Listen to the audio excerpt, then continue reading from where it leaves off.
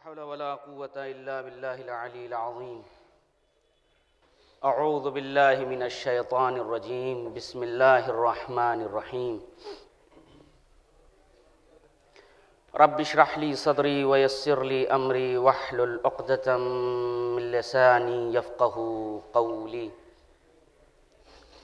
अल्हम्दुलिल्लाहिल्लज़ी खलक़ल इंसान अल्लमहुल बयान जअल लहुल अक़्ल वल बुरहान खालिक़िल कौनि वल मकान मालिकिल हुस्न वल इहसान बारिइल मन्न वल इम्तिनान सुम्मस्सलातु वस्सलामु अलन नबिय्यिल मक्की अल मदनिय्यिल क़रशी अस्सय्यिदिल बही वस्सिराजिल मुदी वल कौकबिद दुर्री अबिल क़ासिम मुहम्मद व आलिहि तय्यबीन अत्ताहिरीन अल मासूमीन अल मुंतखबीन अल मुंतजबीन अल गुर्रिल मयामीन अल हुदातिल महदीयीन मा खाबा वल्लाहि मन तमस्सक बिहिम वलानतुल्लाहि अला आदाइहिम अजमईन मिनल आन इला यौमिद्दीन अम्मा बाद फ़क़द क़ाला सुब्हानहु व तआला फ़ी मुहकमि किताबिहि अऊज़ु बिल्लाहि मिनश शैतानिर रजीम वअब्दुर रब्बक हत्ता यअतियकल यक़ीन। सलावत पढ़ दें मोहम्मद व आले।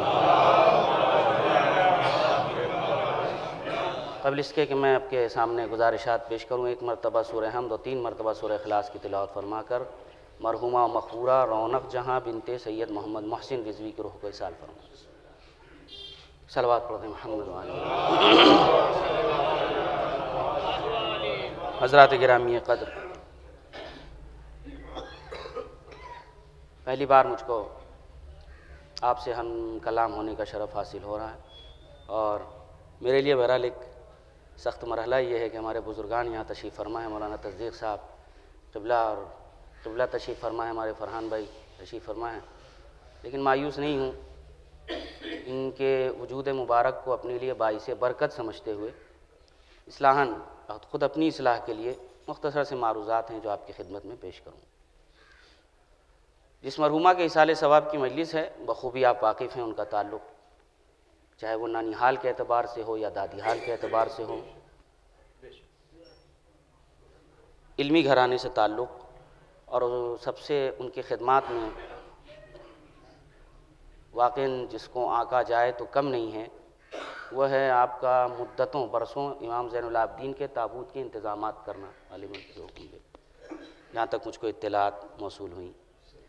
परवरदिगार आलम उनकी मग़फ़िरत फ़रमाए और उनके बच्चों को तौफ़ीक़ दे कि जो सिलसिला उन्होंने अपनी ज़िंदगी तक कायम रखा उसको आगे भी उसी तरह और उससे बेहतर तरीके से कायम होता है। मैंने आपके सामने कुरान मजीद की आयत का एक हिस्सा है जिसकी तिलावत की कि वअब्दुर रब्बक हत्ता यअतियकल यक़ीन। अपने रब की इबादत करो और मुसलसल अपने रब की इबादत करो, इस हद तक अल्लाह की इबादत करो कि परवरदिगार आलम के जानिब से यकीन आ जाए।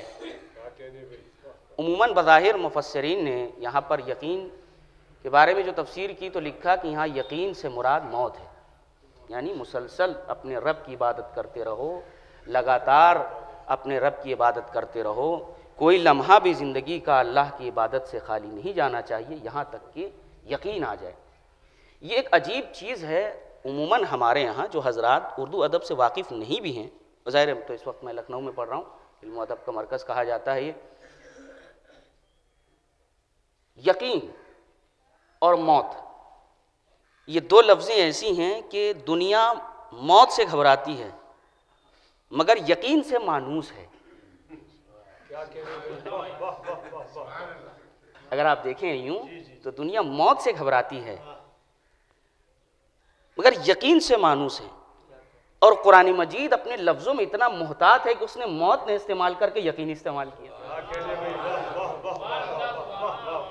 यहाँ तक कि यकीन आ जाए। यानी दुनिया की निगाह में मौत यानी फ़ना हो जाना, मौत यानी मिट जाना, मौत यानी ख़ात्मा, मौत यानी ज़िंदगी के उमूर का अपनी जगह पर ठहर जाना, और कुरान मजीद उसको यकीन कह रहा है। और दुनिया में हर इंसान जब भी कोई एग्रीमेंट करता है, जब भी कोई काम करता है, तो उसकी सारी कोशिश ये होती है कि यकीन हासिल हो जाए उसको। इंसाफ से बताइएगा, हमने एक प्लम्बर किया घर में काम करने के लिए, प्लम्बर जब हमने किया उस बातचीत करके हम पूरी कोशिश करते हैं, पूरी तरीके से टटोलते हैं, यहाँ तक कि यकीन हो जाए कि ये काम सही से करेगा। हम एक डॉक्टर के पास जाते हैं जब हमें यकीन हो जाता है कि हाँ ये डॉक्टर कामयाब है और बहुत लोगों को इसके जरिए शिफा हासिल हुई है ना। तो यकीन एक ऐसी चीज है जो हर आदमी उस तक पहुंचने की कोशिश करता है अपनी आम जिंदगी में, और मौत ऐसी चीज है कि उससे घबराता है। और कुरान मजीद का कमाल ये है कि उसने मौत को यकीन ही कहा। और जिन हालात से हम और आप गुजर रहे हैं, मैं पूरी जिम्मेदारी से ये बात कह सकता हूँ उलमाए किराम की मौजूदगी में कि मोहम्मद वाले मोहम्मद अलैहिस्सलातु वस्सलाम के अलावा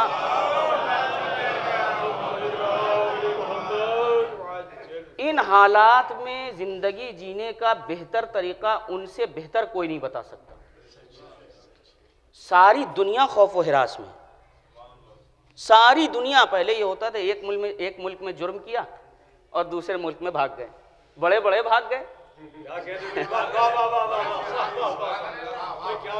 हुकूमत के चहीते भाग गए, क्या करें। लेकिन एक मुल्क के जिसका दावा ये है, उनके हालत तो ऐसी कि नाम न लिया जाए तो बेहतर है। एक मुल्क के जिसका पासपोर्ट अगर उसको किसी को मिल जाए तो वो दुनिया के कितने ममालिक में बिना वीजे के जा सकता था इंसान। नाम ले लेता हूं, चलिए, जो अमेरिकन पासपोर्ट होल्डर है दुनिया में उसकी बड़ी हैसियत है, सब गलत तो नहीं कह रहा हूं। यानी अमेरिकन पासपोर्ट होल्डर मतलब ऐसा जैसे लगता है कि परवरदिगार आलम की तरफ से न जाने उसे क्या मिल गया। बहुत बड़ी बात कि अमेरिकन पासपोर्ट होल्डर अब वो दुनिया के न जाने कितने ममालिक में बिना वीजे के, बिना रोक टोक के और आ जा सकता है। एक छोटे से वायरस ने ऐसी औकात बताई है।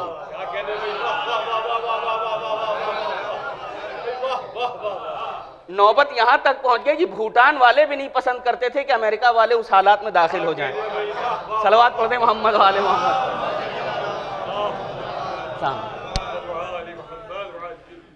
कैसे मिला? इजाजत है हुजूर? सलवात पढ़े बाबा से बुलंद। छोटा वायरस, एक्सपर्ट ये कहते हैं इसकी ज्यादा जिंदगी नहीं है, इसके पास ज्यादा तवानाई नहीं है, मगर सारी दुनिया को घुटने टेकवा दिए। और यहाँ पे मैं एक जुमला कहता हूँ, ये जो मजलिसों में सलावात या सुभान अल्लाह की जो दादो तहसीन होती है, या जाकिर जिक्र करता है, मरसिया खान मरसिया पढ़ता है, सोस खान सोसखानी करता है, शौरा अपनी शायरी पेश करते हैं, इन तमाम सिलसिलों को हमें कोशिश ये करना चाहिए कि आले मोहम्मद की तरफ मोड़ दें। उनकी इन तमाम चीज़ों, ये सब ज़राए हैं तालीमात आले मोहम्मद वाले मोहम्मद अलैहिस्सलातु वस्सलाम को आम करने के लिए। और अगर उनकी तालीमात को आम नहीं किया जा रहा है तो यकीन जाने कि ये जो जितनी भी चीज़ें हम पढ़ रहे हैं इसमें हमको वक्त का अल्लाह के यहाँ हिसाब देना हो। चाहे यहाँ पे बैठा हुआ मैं हूँ जो बोल रहा हूँ मुसलसल, मुझसे भी हिसाब होगा। अगर मैंने मान लीजिए 11, जैसे मैंने पूछा 11:50 11:55 तक, मुझसे पूछा जाएगा इतना टाइम जो आपने लिया कौम का, इतने टाइम में दिया क्या आपने? सोस खान हो या मरसिया खान हो, शायर हो, सवाल सबसे होना है।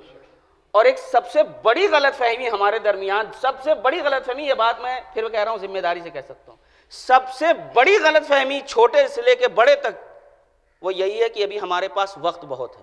क्या कहने भाई, वाह वाह वाह, क्या कहने भाई, वाह वाह वाह, हमारे पास वक्त बहुत है। जिस दिन अल्लाह की तरफ से जो वक्त लिखा हुआ है वो वक्त आ जाएगा तो ना बुढ़ापा देखेगा ना जवानी देखेगा। लिहाजा वक्त और लाइफ कोई अलग चीज नहीं है। जिंदगी की डिफिनेशन अगर आप करें, जिंदगी कोई ऐसी चीज है जो आने वाली है या जो जिंदगी वो है जिसे आप गुजार रहे हैं। आपका प्रेजेंट टाइम, जो जिंदगी आप गुजार रहे हैं, यही अगर इसको संवार लिया गया तो आइंदा भी संवर जाएगा, और अगर इसको नहीं संवारा गया तो आइंदा भी संवरने की कोई जिम्मेदारी नहीं। और यहाँ से कोशिशें जो है वो यही होना चाहिए। यहाँ वाकई आप देखें 2 महीने 8 दिन से पहले अगर आप चले जाएं तो 2 महीने 8 दिन माह मुबारक के रमज़ान गुजर गया, उसके बाद के तमाम अय्याम गुजर गए, ख़ास मौक़े जितने थे गुजर गए। हकीकत ये हमने अपने घर में भी देखा कि लोगों को इतनी फ़िक्र लाहक नहीं हुई कि कैसे क्या चीज़ें होंगी। लोगों ने अपने घरों में बहुत ही इत्मीनान से उलमाए किराम ने ताकीद कर दी कि भाई आप एक्सपर्ट को सुनिए, एक्सपर्ट क्या कह रहे हैं। भाई तकलीद का मतलब यही है कि आप जैसे मसाइल में उलमा की तरफ रुजू करते हैं, अब उलमा कहेंगे मेडिकल के मामले में जो मेडिकल डिपार्टमेंट है उसके तरफ आप जाइए, वहाँ रुजू करिए। ये एक निज़ाम है भाई, प्लम्बर की ज़रूरत पड़ी आप प्लम्बर के पास चले गए, मेडिकल की ज़रूरत पड़ी आप डॉक्टर के पास जा। और एक अजीब चीज़ ये है, बीच में एक अजीब माहौल लोगों ने बनाया हुआ है। मान लीजिए गाइडलाइन आई है या आयात अवाम की तरफ से जो हिदायत आई कि भाई इस पर अमल होना चाहिए, बेहतर है, वो हमारी बेहतरी के लिए थी। जानबूझ के बैनुल कौसैन में ये चीज़ अर्ज़ कर रहा हूँ और आप मुझसे बेहतरीन तमाम मतालिब से वाकिफ़ है। छोटी सी चीज़ आपके सामने अर्ज़ करना चाह रहा हूँ।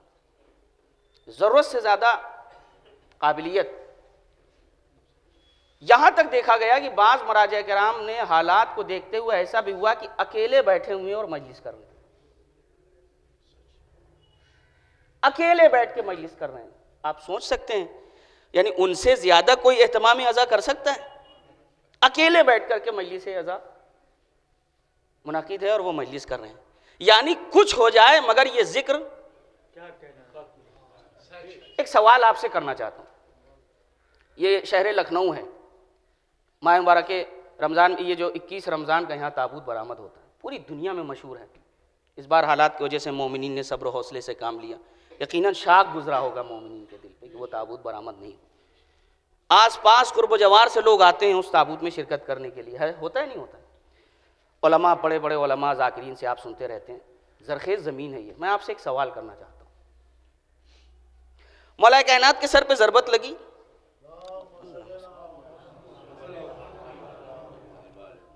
और 3 दिन आप जख्मी रहे, तीसरे दिन आपकी शहादत वाक़ई हुई। आज तक बड़े बड़े उलमा को आपने सुना है, मैं क्या कहूँ, बड़े बड़े ज़ाकिरीन को आपने सुना। एक सवाल करना चाहता हूँ आपसे, आज तक आपने किसी ज़ाकिर से, किसी ख़तीब से, किसी भी सोस खान से, मरसिया खान से, शायर से ये सुना कि मौला कायनात ने कहा हो बेटा हसन मेरे सर पे नीम की पत्ती का लेप लगा दो, मुझे आराम मिलेगा? जसारत कर रहा हूँ मैं अलबत्ता उलमाए किराम की मौजूदगी में। सुना आपने मौला कायनात ने कहा हो बेटा फलां फलां चीज़ का सफूफ बनाओ, मुझे पिला दो, मुझे आराम मिलेगा? सुना आपने? मौला कायनात के एक से एक असहाब मौजूद थे उनके आसपास। किसी सहाबी ने आके कहा कि मौला हसन को मशवरा दिया हो कि हुजूर ये चीज़ का चूरा बना लीजिए और फाँक लीजिए, आराम मिलेगा। हुआ क्या? अव्वलीन व आखरीन के इल्म का वारिस, समझिएगा मेरी बात, अव्वलीन व आखरीन के इल्म का वारिस, वजह तख्लीक कायनात के इल्म का वारिस, खुदा के सिफात का मजहर कि पैगंबर के बाद अल्लाह ने उससे हसीन खल्क ही नहीं किया। अव्वलीन और आखिरीन में कोई नहीं है जो इल्म में उसके कद के बराबर खड़ा हो सके। उसने भी कोई मशवरा नहीं दिया कि ये काम करो मुझे आराम मिलेगा। कहा निजाम क्या बनाया गया? जर्राह को बुलाया गया, डॉक्टर को बुलाया गया। डॉक्टर ने बकरी की ताज़ा रग ली या फेफड़े लिए, अलग अलग अला इख्तिलाफ रिवायात के जख्म के अंदर डाला और देखा और कहा अब ज्यादा वक्त नहीं है, अब जख्मी है। गौर फरमा रहे, ये क्यों था? मासूम को इल्म गैब होता है, यकीनन वो मुस्तहदर ब इल्म गैब है, लेकिन वो मुअज़्ज़फ़ और जिम्मेदार जो जाहिर में चल रहा है उसका होता है। मौला आप इन तमाम चीजों को जानते थे? कहा जानता जरूर था, मगर कयामत तक के लिए एग्जाम्पल सेटअप कर रहा था कि माशरे में जो जिसका काम हो वो उसी को करना चाहिए। और मैं क्या अर्ज कर रहा हूं, पलंबर का कमाल यह है कि पलंबर पलंबर रहे। पलंबर का कमाल यह है कि पलंबर पलंबर रहे। इंजीनियर का कमाल यह है कि इंजीनियर इंजीनियर रहे। कॉलेज के मैनेजर का कमाल यह है कि मैनेजर मैनेजर रहे। मैनेजर के लिए यह कमाल नहीं है कि आके पलंबर का काम करने लगे। अब पलंबर के लिए मुनासिब नहीं है कि मैनेजर बन के बैठ जाए, क्योंकि इस्लाम सलाहियतों को प्रमोट करता है। एक सलवात पढ़ दे मोहम्मद वाले मोहम्मद। चूंकि वक्त मुख्तसर है मेरे पास और मारूजात बहुत ज़्यादा हैं जो अर्ज़ करने हैं। मैं जल्दी जल्दी अर्ज़ कर रहा हूँ, थोड़ा सा हो सकता है कहीं लफ्ज़ों का हेरफेर हो जाए, और उसकी वजह बार बार कह रहा हूँ उलमाए किराम का वजूद बाबरकत है, ये ज़बान लोकनत खा जाए। मैंने आपसे क्या कहा? इस्लाम सलाहियतों को प्रमोट करता है। आपसे एक सवाल करना चाह रहा हूँ, इस वक्त दुनिया में एक ग्लोबल वर्ल्ड की बात कर रहा हूँ, सारी दुनिया में आपको क्या लगता है जितनी खराबियाँ हो रही हैं उसके बहुत सारे असबाब हैं, उसमें एक बुनियादी सबब क्या है? कोई भी डिपार्टमेंट हो, छोटे से छोटा डिपार्टमेंट लेके मैं बड़े से बड़े डिपार्टमेंट की बात कर रहा हूं, खुदा की कसम हमको फख्र होना चाहिए कि हम किस मकतब से ताल्लुक रखते हैं। छोटे से छोटा डिपार्टमेंट लेकर बड़े से बड़े डिपार्टमेंट तक आपको क्या लगता है खराबियां क्यों पैदा होती?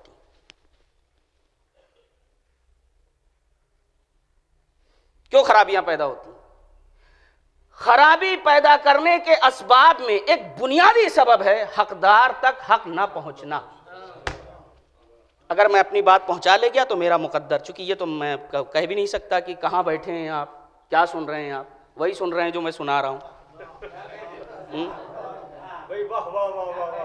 सारे डिपार्टमेंट जितनी भी खराबियां पैदा होती हैं उसकी बुनियादी वजह यह है कि हकदार को उसका हक नहीं पहुंचता। जो सलाहियतें रखता है उसको हक नहीं पहुंचा। पता चला जो प्यून बनने के लायक नहीं था वो मैनेजर बन के बैठा हुआ है।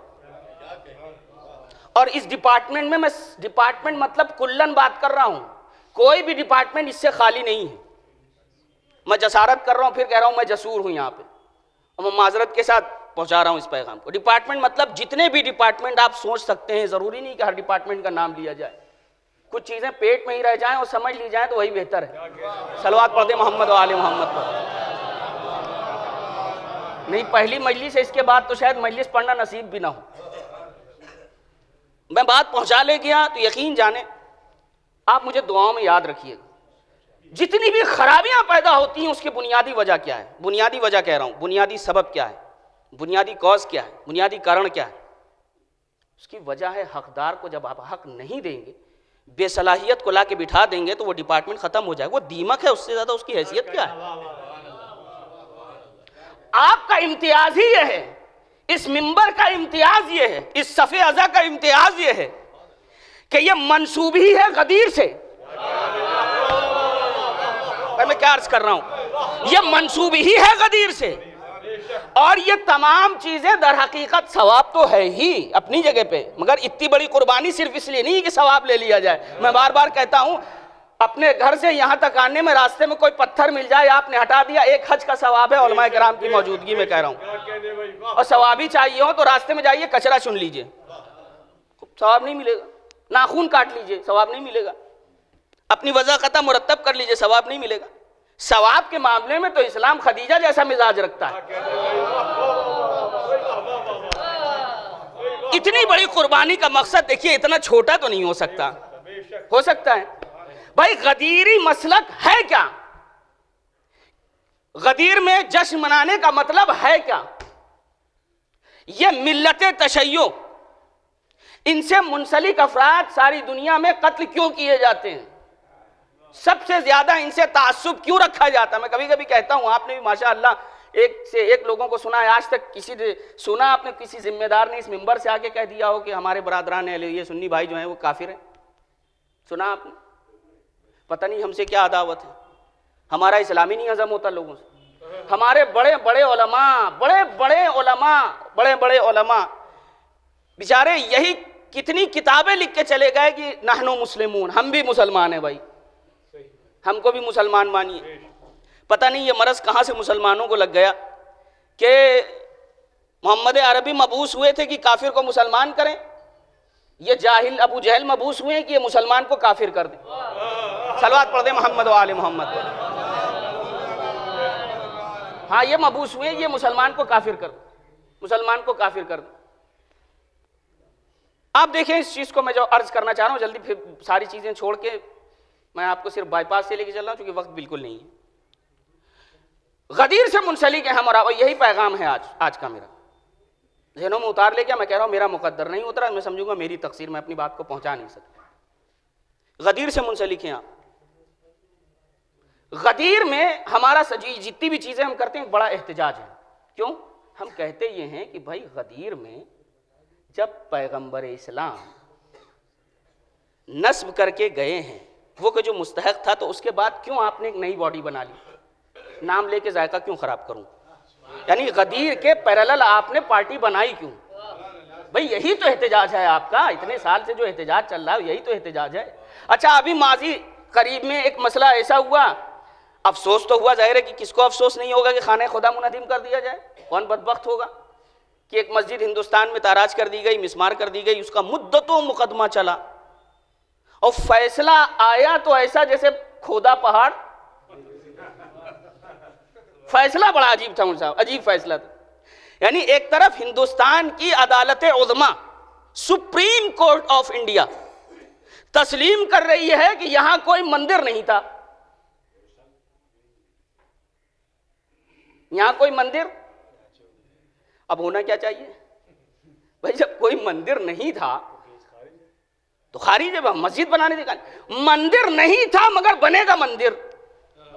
पता नहीं मैं अपनी बात पहुंचा पा रहा हूं यहाँ। मंदिर नहीं था मगर बनेगा मंदिर, यानी सारे एविडेंसेस, सारे सबूत जा रहे हैं हमारे हक में, मगर नहीं। क्यों? का वहां एक बेस बनाई गई। वो बेस क्या बनाई गई? मेजॉरिटी की आस्था। अब बताइए क्या करेंगे आप? मेजॉरिटी की आस्था, क्या कहने भाई? आखिरी आदमी तक मुझे तवज्जो चाहिए। मेजॉरिटी की आस्था यानी सारे एविडेंसेस आपके हक में हैं, मगर आपके खिलाफ फैसला है और मानना पड़ेगा, मानना पड़ेगा, इसलिए कि सुप्रीम कोर्ट का फैसला। अफसोस तो बहुत हुआ, मगर मुझे एक झटका याद आया। कौन सा झटका? जो गदीर के मुकाबले में लाया गया। सारी आलमे इस्लाम की किताबें खंगाल डाली है। मैं दावा कर रहा हूं इस बात का, सारी तालिब इल्म की हैसियत से मारूजात पेश कर रहा हूं, सारी किताबें खंगाल डाली है। पूरी उम्मत मुस्लिमा के जितने भी रावियाने किराम हैं, नासबियों की बात नहीं कर रहा हूं, रावियाने किराम है बिला तफरीक व मजहब व मिल्लत, सब ने इस बात को लिखा कि आलम, पैगंबर इस्लाम ने फरमाया अक़ज़ाकुम अली, तुम्हारे दरमियान सबसे बेहतर फैसला करने वाले अली। आलमकुम बिसुन्नत रसूलिल्लाह, ये तो अम्मी जान ने खुद फरमाया, आलमकुम बिसुन्नत रसूलिल्लाह अली, तुम में रसूल की सुन्नत का सबसे जानने वाला अली। पैगंबर फरमा रहे अत्काकुम अली, तुम्हारे दरमियान सबसे ज्यादा तकवा रखने वाले, यानी अक़ज़ाकुम अली, आलमकुम अली, अत्काकुम अली। क्या दीन इसके अलावा भी कुछ है? सबसे ज्यादा इल्म रखने वाले अली,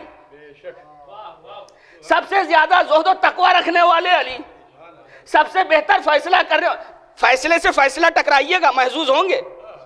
क्या सबसे ज्यादा इल्म रखने वाले अली? बोलिए। सबसे ज्यादा तकवा रखने वाले, सबसे ज्यादा जाहिद, सबसे बेहतर सुन्नतों को जानने वाले। तो सारे एविडेंसेस अली के हक में हैं।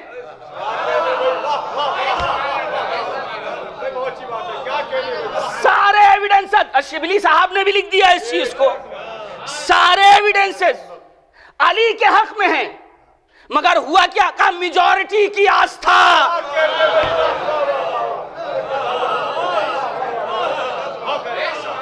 मेजॉरिटी की आस्था। आज जो आस्था की बुनियाद पे तुम्हें मस्जिद गवा के अफसोस है, उन्हीं कदरों को तो तुमने 1400 साल पहले गवा दिया।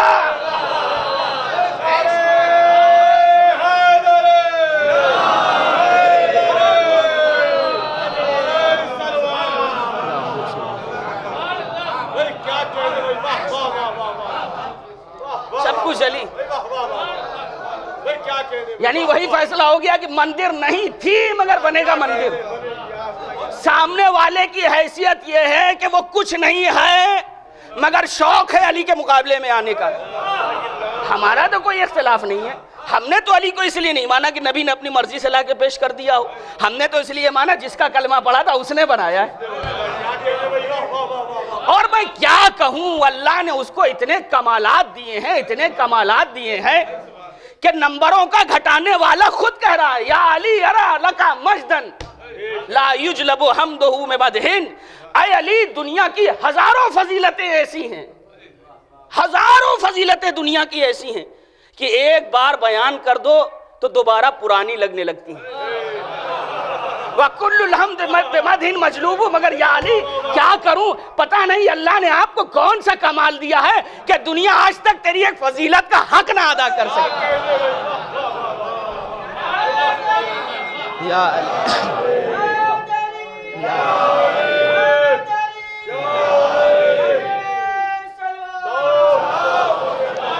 हक ना अदा कर सकी।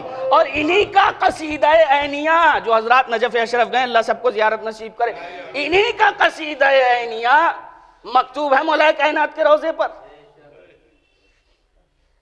क़द क़ुल्तु लिल-बर्क़िल्लज़ी शक़्क़द दुजा हुनाका ज़िंजियन कअन्ना ज़िंजियन हुनाका युजद्दअ। अजीब जुमले हैं, वाक़ई मफ़हूमी तर्जुमा मैं कर रहा हूँ, अगर आप करूँ आपके सामने, कि जब नजफ़ की सरजमीन पे बिजली चमकी, बिजली गरजी, तो मैंने उसकी चमक को देख के कहा जरा आहिस्ता चमक के, इस जमीन पे नूर खुदा सोया हुआ, धीरे धीरे चमक। यहाँ अपनी चमक पे नाज न कर कि यहाँ वो सोया है जिसने अपनी चमक से सारी कायनात को रोशन किया हुआ। लौला हुदूसुका लकुल्तु अन्नका जाइलुल अलवाह फिल अशबा। ऐ अली, अगर मैं तुम्हारे अंदर अलामत हुदूस न देखता, शायद मैं छोटे भाइयों के लिए अर्ज कर दूं, अलामत हुदूस मतलब अगर मैं अली आपको खाने काबा में पैदा होते न देखता, अगर मस्जिद कूफा में आपको शहीद होते न देखता, सारी दुनिया क्या कहती है मुझे नहीं पता, मगर ऐ अली मैं मान लेता कि तेरे ही हुक्म से रूह डाली जाती है और तेरे ही हुक्म से निकाली जाती है, तेरे ही हुक्म से डाली जाती है। और फिर ऐसे के मुकाबले में आप यजीद के बाप को लाएं तो हमें तकलीफ होगी या नहीं होगी? हमने तो नहीं कहा, पड़ोस के एक स्कॉलर ने कहा था कि तुम अली के मुकाबले में जो गैर गैरों को लेकर के आ जाते हो न लाया करो, अली में और उसमें बड़ा फर्क है। इसलिए कि अली सजदा ना करते तो कम से कम इब्न अबिल हदीद खुद कह रहे हैं अली सजदा ना करते तो खुदा मान लेते, और अगर वो सजदा ना करता तो सारी दुनिया उसे काफिर कहती। सलवात पढ़ते मोहम्मद व आले मोहम्मद। सारी दुनिया उसे काफिर कहती है और उसके मुकाबले में आप अली को लेकर आओ। यहाँ पर एक जुमला है अमानतन मैं आपके सामने पेश करना चाह रहा हूँ। इस मिल्लत तशय्यो के बहुत सारे इम्तियाज़ात हैं, यह हुस्न तलब समझ लीजिए इसको, और मैं क्या कहूँ कि अनावीन दीजिए मजलिसों के, ये होना चाहिए इम्तियाज़ात मसलक तशय्यो। मैं ये बात बहुत छोटे हैसियत से कह रहा हूँ कि मसलक तशय्यो के इम्तियाज़ात क्या, इसकी डिग्निटी क्यों हाई है।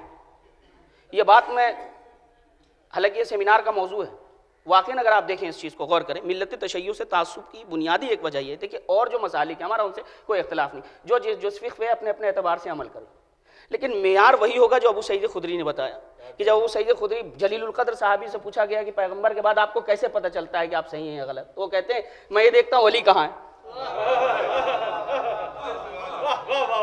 मैं ये देखता हूँ अली कहाँ जा रहा है, इसलिए कि पैगंबर ने फरमाया था कि यही मेयार है, ये देखना कि अली कहाँ जा रहे हैं, वाह मैं अली को देख के फैसला कर लेता हूँ। मैं भी यही कहता हूँ, आप मालिकी रहिए, शाफ़ई रहिए, हम्बली रहिए, हनफी रहिए, अकायद के एतबार से आप अशायरा रहिए, मुतज़िला रहिए, मातुरीदिया रहिए, आप कोई भी रहिए, आप वहाबी रहिए, आप कबाबी रहिए, आप कुछ भी रहिए, हमसे मतलब नहीं, लेकिन मेयार पूरी दुनिया में इस्लाम का एक ही है। अगर किसी को यह देखना है कि वो अपनी फ़िक़्ह पे अमल करके दीन मोहम्मद के करीब हुआ है या नहीं, कैसे पता चलेगा? कहा वो देखे कि अपनी फ़िक़्ह पे अमल करके आले मोहम्मद से करीब हुआ है या दूर हुआ है। अगर अपनी फ़िक़्ह के अकॉर्डिंग नमाजें पढ़ के, रोजे रख के, ज़कात दे के आले मोहम्मद से करीब हुआ है कि मिंबर पे जाकिर बैठा है तो आले मोहम्मद का जिक्र, फर्श पे बैठने वाला उम्मीद लगा के बैठा है आले मोहम्मद का जिक्र, मरसिया खान आले मोहम्मद का जिक्र कर रहा है, सोस खान आले मोहम्मद का जिक्र कर रहा है, शायर आले मोहम्मद का जिक्र कर रहा है, आले मोहम्मद से कुर्बत बढ़ती चली जा रही, तो इसका मतलब सही जा रहे हैं। और अगर फ़िक़्हों पे अमल करके, नमाजें पढ़ के, रोजा रख के किसी स्टेज से यजीद जिंदाबाद के नारे लगाए जाए,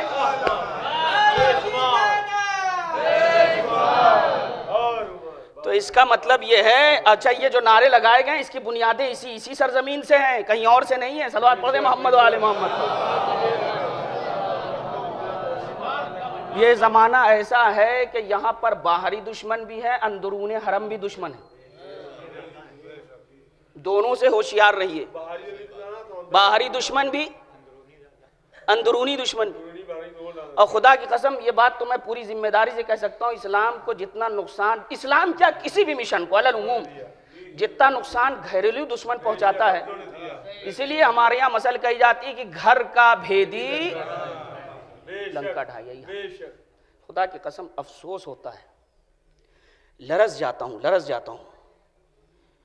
यानी जब ऐसे जुमले सोशल मीडिया पे देखने में आ जाते हैं, अफसोस होता है। और वो तो सबने पढ़ा होगा, वायरल हुआ कि इतनी बड़ी शख्सियत वो मजलिस कर रही है अकेले बैठ के तो लिखा जा रहा है कि ये तो डर है, यानी जिससे दुनिया घबरा रही है। हमने तो नहीं देखा कि आपका मोहल्ले में आपका एक मामूली से गुंडे को भी आप डरा लेते हो।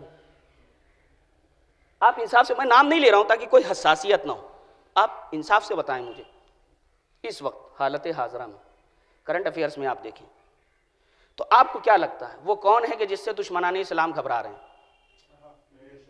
पैमाना आपके सामने, दूर दूर दराज न जाइए, आपके सामने दो दो चार, कौन है जिससे दुश्मनाने इस्लाम घबरा रहे हैं? शर्म की बात नहीं है मर मिटने की कि खाने काबा का नायब पेश नमाज ये कह दे कि अल्लाह ने डोनाल्ड ट्रंप को अरब की मुश्किलों को हल करने के लिए भेजा। यानी जिस रसूल अरबी का कलमा गैर पढ़ रहे हों वो उसको छोड़ के कह रहा है कि डोनाल्ड ट्रंप को अल्लाह ने इसलिए भेजा है ताकि अरब की मुश्किल, जब हल्लाले मुश्किलात का दामन छोड़ोगे तो डोनाल्ड ट्रंप भी तुम्हारे हल्लाले मुश्किलात, जिनको अपनी आवाम भी नकार रही है, नशेड़ी गंजेड़ी जो आप कह सकते हो वो कहिए, जो हालात हैं सबके सामने है बिल्कुल। आप गौर करो, दो मशरब है ना, एक गदीरी मशरब है और एक गदीर के मुकाबले का सकीफाई मशरब है। आप गौर करिएगा, यानी एक मकतब से आवाज उठती है कि अल्लाह ने डोनाल्ड ट्रंप को मबूस किया है इसलिए कि अरब की मुश्किलात को हल करे। कभी तो 55-56 ममालिक हो के गूंगे, बड़े से बड़े मसले हो जाते हैं, आवाज नहीं निकलती। डोनाल्ड ट्रंप को भेजा इसलिए कि मुश्किलात को हल करे, और उसी के मुकाबले में हमने देखा एक मकतब से आवाज उठी कि डोनाल्ड का जनरल शहीद कासिम सुलेमानी का जूता भी डोनाल्ड ट्रंप के सर की कीमत नहीं अदा कर सकता। और मैं क्या अर्ज कर रहा हूं जाने मौत, अरे आप समझ में आया कि जब हजरत अली अपनी फटी हुई जूतियों को टाका लगा रहे थे और जनाब इब्ने अब्बास ने कहा मौला आपको खिलाफत मुबारक हो, कहा वही है कि अपना अब्बास वाय हो तुम्हारे ऊपर, तुम्हारी ये खिलाफत जो तुमने मुझे दी है मेरे लिए इस जूते के बराबर भी नहीं है। यह है अली का, यह है मेयारे मौलाए कायनात। यही मौला समझाना चाह रहे हैं, जब आका की जूतियां इतनी महंगी हैं तो गुलामों की जूतियां भी महंगी ही होंगी। भाई इससे ज्यादा कोई हैसियत नहीं। मगर ये जुर्रत पैदा कब होगी, बस 50 टाइम हो रहा है, मैं जल्दी जल्दी अर्ज कर रहा हूं, ये जुर्रत पैदा कैसे होगी, ये हिम्मत पैदा कैसे होगी? पूरी जिम्मेदारी से कह रहा हूं, दुनिया के बड़े से बड़े डिपार्टमेंट, छोटे से छोटा डिपार्टमेंट, अब मैं बहुत ही हिम्मत कर रहा हूं, दीनी हो या दुनियावी कोई भी इदारा हो, खराबी की बुनियादी वजह है हकदार तक हक ना पहुंचे। और 1400 साल से इस सफ़ी अज़ा को बिछा के हमारा एहतजाज यही है कि हकदार तक हक क्यों नहीं पहुंचा। गदीर के मौके पे कौन मौलाई है कि जिसका दिल न झूमता हो? अलबत्ता झूमने का इतना भी शौक ना हो जाए कि मस्जिद में दीन के नाम पे रक्स ही होने लगे। सलवात पढ़ दे मोहम्मद व आले मोहम्मद। हमारा सलाम हो अंबिया पर, अंबिया किराम पे, अइम्मा किराम पे और उनके बाद के उलमा जिन्होंने सीना बसीना दीन को ऐसे चोरों से महफूज रखा हुआ। भाई आप अपने स्टेज से प्लेटफॉर्म से कुछ भी करिए, हमें क्या मतलब है? नाचिएगा, ये चरस लीजिए, गांजा लीजिए, शराब पीजिए, हमसे क्या मतलब? तकलीफ तब होगी जब आप दीन के प्लेटफॉर्म से बेदीनी फैलाएंगे, और ऐसे मौके पे जो चुप रह जाए उसको यहां पे आने का हक नहीं है। ऐसे मौके पे जो चुप हो जाए उसको यहां पे आने का हक नहीं है। मैं ये बात पूरी जिम्मेदारी से कह रहा हूं, इसलिए कि इस मिंबर को पैगंबर इस्लाम ने अपने बाद आले मोहम्मद के हवाले किया है। अगर आप मिंबर कह रहे हैं तो जिम्मेदारी है कि ये मिंबर किसी पॉलिटिकल पार्टी के प्रचार का जरिया न बनाए। इस मिंबर को तालीमात अहले बैत के पहुंचाने का जरिया बनाए। हमारे किसी बड़े आलिम ने खुदा की कसम इस मिंबर के अक़दार को नहीं खोया। यही वजह है हिंदुस्तान की पार्लियामेंट से लेकर के व्हाइट हाउस तक देखा जाता है कि खुतबा जुमा में क्या बयान किया जा रहा है। सलवात पढ़ दे मोहम्मद व आले मोहम्मद। लेकिन ये कदरें बुलंद कब होंगी, ये कदरें बुलंद कब होंगी? आप अपने आसपास गौर करिए। सबसे बड़ी वजह है हकदार तक हक ना पहुंचना। और हमारा जो प्रोटेस्ट है, हमारा जो एहतजाज है, हमारा जो वक्त नहीं मैं और अर्ज करता, बस मैं मुख्तसर कर रहा हूं मजलिस को और उसके बाद मसाइब में मुसलसल हो जाऊंगा। बुनियादी वजह यह है कि हमारा प्रोटेस्ट, ये गदीर के लड्डू, ये गदीर का लाल फर्श, ये गदीर के जुलूस और ये गदीरी और ये करबलाई और ये तबर्राई और जितने भी आई हैं, क्या कहने भाई, गदीरी लिखने से गदीरी नहीं बनता इंसान, गदीरी किरदार अपनाने से गदीरी बनता है। तबर्राई लिख देने से तबर्रा नहीं होता, तबर्रा का हक अदा करिए तब तबर्राई बनेंगे। चार दीवारी में बैठ के कैमरा लगा के जो चाहा मुंह से बोल दिया, आपको क्या पता कहां शियाने अहले बैत कहां किस हाल में है, कौन किस हालत में है, कौन मेजॉरिटी में, कौन माइनॉरिटी में। आपको अपने मोहल्ले के शियों का नहीं पता। इस लॉकडाउन के पीरियड में आपने देखा होगा, आपको अपने मोहल्ले के शियों के हालात का नहीं पता। आपको ये नहीं पता कि आपके पड़ोस में पड़ोस वाला मुस्तहक है नहीं। आपको तो अभी सही से मुस्तहक की डिफिनेशन भी नहीं पता, इसलिए कि हमारे यहाँ मुस्तहक मतलब कटोरा लेकर के मांग रहा हो। अरे मुस्तहक का मतलब यह है कि जिसका खर्चा उसकी आमदनी से ज्यादा हो। सीधी सीधी बात। अब आप इस टेक्निकल उसमें न जाइए, नहीं तो फिर बहुत सारी बहसें। सीधी बात, मुस्तहक वो है जिसका खर्चा उसकी आमदनी ज्यादा। इतना बड़ा मसला हुआ, इराक का इशू हुआ। आप सबसे मैं पूछ रहा हूं, इंसाफ से बताइएगा, इतना बड़ा मजमा है, सद्दाम की हुकूमत का सुकूत हुआ और अमेरिका ने एंट्री मार दी वहां पे। अमेरिका ने एंट्री मार के उसका हुकूमत को खत्म।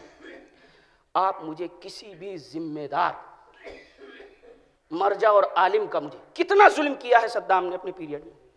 सिर्फ शियोई का मसला नहीं है, उसने इंसानियत को नुकसान पहुंचाया, इंसानियत को नुकसान पहुंचा। मगर मुझे इंसाफ से बताइए, इतना बड़ा मजमा है माशाल्लाह, आपको सलसल सुनते हमारे जब सद्दाम का खात्मा हुआ, किसी भी जिम्मेदार आलिम ने इराक में एक स्टेटमेंट दिया कि अच्छा है आके मारो इसको? सुना आपने? किसी से सुना? नहीं। क्यों? हाँ सही, लेकिन किस हैसियत से? जुल्म को उजागर करके कि हमारे मामू जान को, हमारे इनको जो है वो, हाँ जी जी जी, जिम्मेदार। मकसद क्या है? देखिए यहाँ पे बयान करने का मकसद क्या है?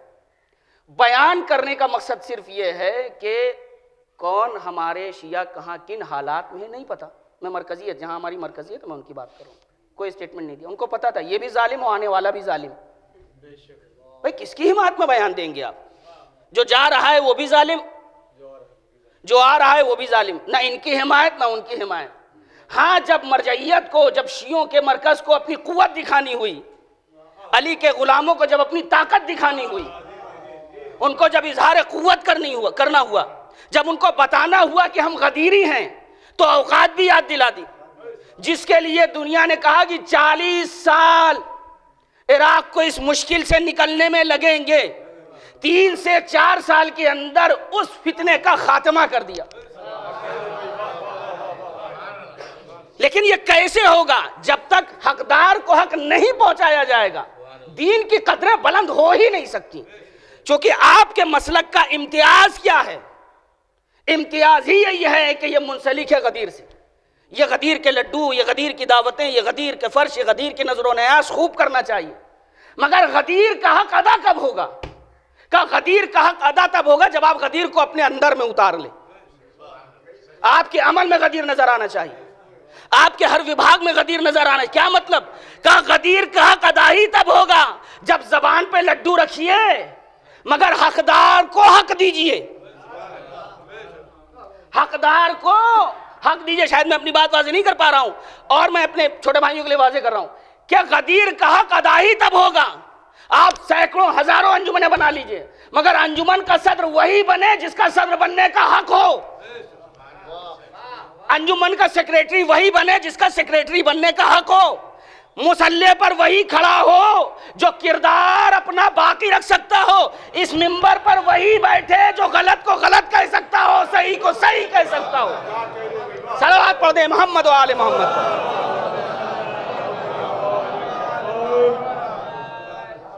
नहीं तो ये लफ्जों के हेर फेर से कुछ नहीं होता जनाब, लफ्जों के लगा लेने से कुछ नहीं होता। और सारी खराबियों की बुनियादी वजह, यूं बहुत सारी वजूहात है, मैं नहीं कह रहा हूं कि इसी में हज़र है, लेकिन बुनियादी वजह जो आप पाएंगे वो ये कि हकदार तक हक नहीं पहुंचता। कितने बासलाहियत अफराद गोशे कनार में दम तोड़ देते हैं, और जब तक हकदार तक हक नहीं पहुंचेगा, यकीन जाने नाम तो गदीर का होगा मगर सुन्नत सकीफाई अदा हो रही। बस मैंने अपनी गुफ्तगू को तमाम किया, इसलिए कि वक्त जो है वो तकरीबन पूरा हो गया। 2-3 जुमले मसाहब के सुन लिए और मैं मजलिस को तमाम कर रहा हूँ। इन्हीं कदरों को बुलंद करने के लिए इतनी बड़ी कुर्बानी थी, हकदार को उसका हक नहीं। ये जो सिलसिला हमारे बुजुर्गान ने कायम किया है, अल्लाह उनके दर्जात को बुलंद करे कि 40वां का मौका हुआ, तीजे का मौका हुआ, हम मरहूम की मुसीबत तो नहीं जिक्र करते हैं, हम जहरा के लाल की मुसीबत जिक्र। मेरे हमसिनो कमसिन भाइयों, आखिरी नफस तक कोशिश ये हो कि आले मोहम्मद का दामन हाथ में रहे। अल्लाह ने इनसे अजीम किसी को खल्क नहीं किया और इनसे ज्यादा मुसीबतें किसी पे नहीं पड़ी। एक मरहुमा के साले सवाब की मजलिस है, अल्लाह मरहुमा को इस मजलिस का सवाब पहुंचाए, उनके दर्जात को बुलंद करे। गिरिया करिए आप कि ये माहौल जो चल रहा कोविड-19 का, हमारे बहुत सारे मोमिनीन इस दुनिया से चले गए, अल्लाह सबको जन्नत बख्शे। किसी का भाई चला गया, किसी का बाप चला गया, किसी का बेटा चला गया। हालात तो यहाँ तक देखने में आए, बाप देखता रह गया, बेटे का जनाजा तक न मिला। आपको खबर होगी, आप मेट्रो सिटी में रह रहे हैं माशाल्लाह। मैं जिस इलाके में हूँ, फरीजा अंजाम दे रहा हूँ जो कुछ भी, वहाँ भी देहात में एक मौत वाक़ई हुई इसी कोविड-19 से। फ़ोन आया, कंप्लीट प्रोटोकॉल के साथ बॉडी आएगी, जनाजा आएगा। जाहिर है कि सारी चीज़ें टीवी पे देख रहे थे, मोबाइल पे देख रहे थे, सामने लाइव कोई चीज़ नहीं देखी थी। मैं कांप रहा था कि क्या होगा, कैसे होगा, मगर यकीन जाने आप, एम्बुलेंस से बस बॉडी आई और उनका नमाज की परमिशन मिली, वो भी 6 मीटर दूरी से। मुझसे कहा ये अपना सब लिबास उतारिए। वहाँ माहौल ऐसा था कि जो कह रहे थे वो करना पड़ रहा था। लिबास उतारा, मुझे किट दिया, ये किट पहनिए। एक इमाम साहब और 2 परिजन में से वो आकर के सिर्फ नमाज पढ़ा सकते। खैर नमाज पढ़ा दी गई 6 मीटर दूरी से। यकीन जाने एम्बुलेंस से बस ऐसी पन्नी में लिपटी हुई लाश थी, एम्बुलेंस से निकाला, नमाज हुई और लकड़ी से ऐसे डाला है, मैं आपसे क्या बताऊँ। खुदा की कसम ये बात मैं बिला मुजामलत आपसे बता रहा हूँ, 1.5 महीने तक मैं खुद बीमार रहा उस मंजर को देख के। इसे मुझे कुछ था नहीं, बस मैं बार बार वो मंजर मेरे जहन में आता था कि बिना गुस्ल के, बिना कफन के, कभी सोचा नहीं था कि ये सुना था सिर्फ मसाहिब में, सिर्फ सुना था कि करबला में क्या गुजर गई। बार बार मेरे जहन में यही गूंजे। वो मुदर्रिस की जिन्होंने मुझे मकतब पढ़ाया, और जब मेरी तीमारदारी के लिए आए तो मैं जल्दी किसी से मुलाकात नहीं कर रहा था, वो जब आए तो मैंने उनसे आखिर में कहा कि अगर मुझ पे एहसान कर सकते हो तो एक करिएगा, मुझे चाहे जो कुछ भी पहन के दीजिए मगर गुस्ल कफन मेरा ज़रूर करिएगा। और यकीन जानिए बैनियो बैन अल्लाह आपसे बता रहा हूँ, ये कैमरा लगा हुआ है, 10 मुहर्रम को मेरा एक गिरिये का सिलसिला था। बार बार मैं सोचता था कि मैंने एक जनाजा देखा है दफन होते,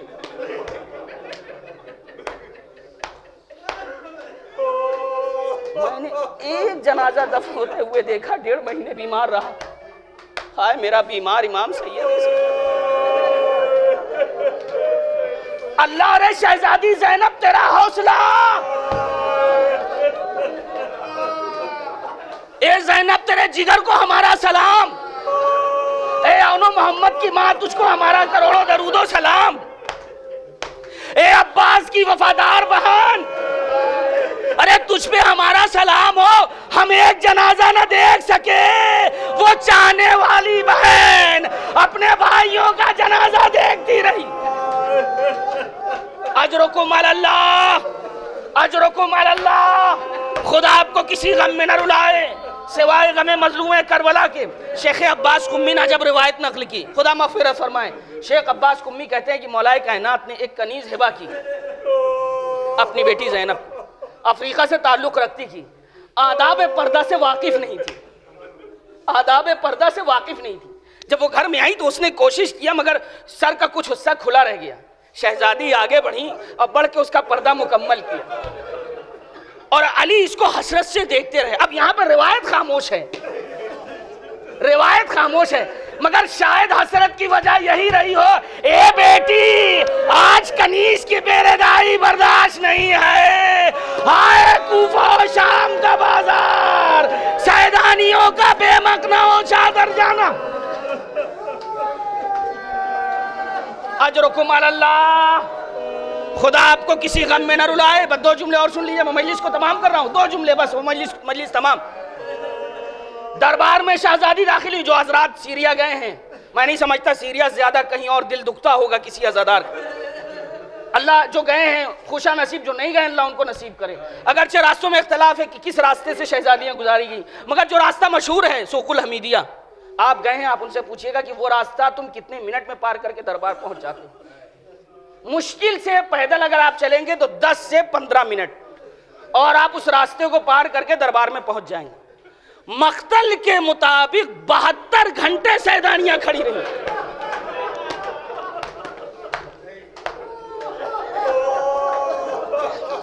72 घंटे शहजादियां खड़ी रही, और हर मौके पे शेख अब्बास कुम्मी कहते हैं, हर मौके पे ज़ैनब या अली या अली या अली। जब आखिरी दरवाजे पर आई तो ठहर गई। सैयद सज्जाद हथकड़ी बेड़ी आगे बढ़े, फूफी अम्मा क्यों ठहर गई है सैयद सज्जाद? 21 रमजान को जब मेरा बाबा जा रहा था, एक जुमला कहा था, ज़ैनब बेमकना हो चादर, दरबार में जाना होगा। सैयद सज्जाद मैं अपने बाबा को ढूंढ रही हूँ। ए बाबा आइए, बेटी वादे की वफा करने जा रही है। ये ज़ैनब बेमकना हो चादर शाम में दाखिल